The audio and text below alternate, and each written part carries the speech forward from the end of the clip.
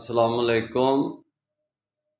اسلام کے اندر جمہور کو اہمیت نہیں ہے، جمہوریت کو اہمیت نہیں، چاہے ایک طرف 20 کروڑ بندہ کھڑا ہو اور ایک طرف ایک بندہ کھڑا ہو اور وہ حجت اللہ کی بنیاد پر بات کر رہا ہو، 20 کروڑ کے پر کاٹ کر رکھ دیتا ہے۔